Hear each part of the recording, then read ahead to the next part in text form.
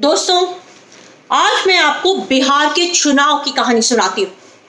वहां एक हैं तेजस्वी यादव, महागठबंधन के तरफ से मुख्यमंत्री के उम्मीदवार हैं। इनकी शिक्षा न के बराबर है। लोग कहते हैं नवी फेल है। न केवल भ्रष्टाचार में लिप्त है, बल्कि शक्ति मलिक हत्याकांड में आरोपित भी है। ये ऐसे परिवार से आते हैं जिन्होंने बिहार को बहुत लज्जित किया। इनके पिताश्री लंबे अरसे तक बिहार के मुख्यमंत्री थे, लेकिन उन्होंने जानवरों के चारे का सैकड़ों करोड़ रुपया घोटाला किया।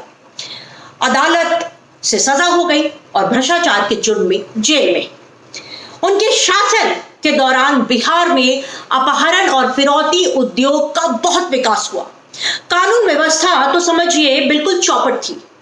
रात को सड़क पर निकलना नामुमकिन था।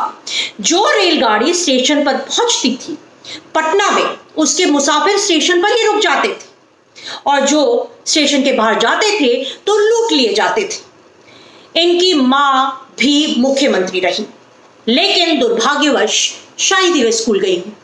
इसी वातावरण में ये तेजस्वी यादव पले बड़े। ये कहते हैं मैं पहली कैबिनेट मीटिंग में 10 लाख नौकरियां दूंगा, लेकिन इसका मायने क्या है यही जाने।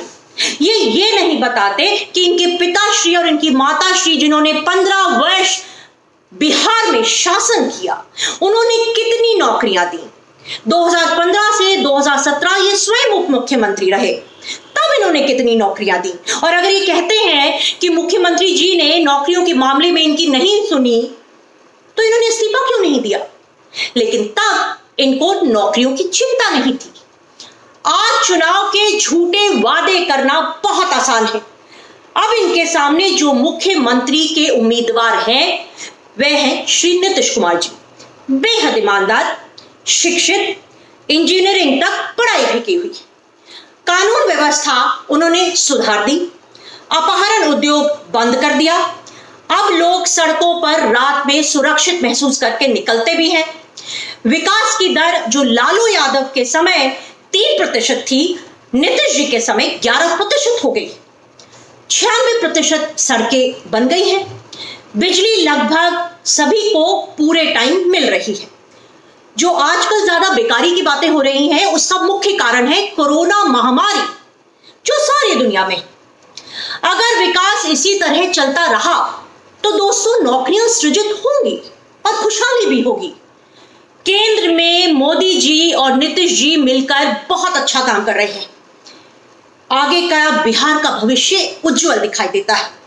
अब चलते चलते मैं आपको बताना चाहती हूं कि तेजस्वी यादव कांग्रेस के साथ मिल गए, जिसकी अध्यक्षा मैडम सोनिया गांधी और राहुल गांधी भ्रष्टाचार के आरोप में दोनों अदालत से जमानत पर रिहा।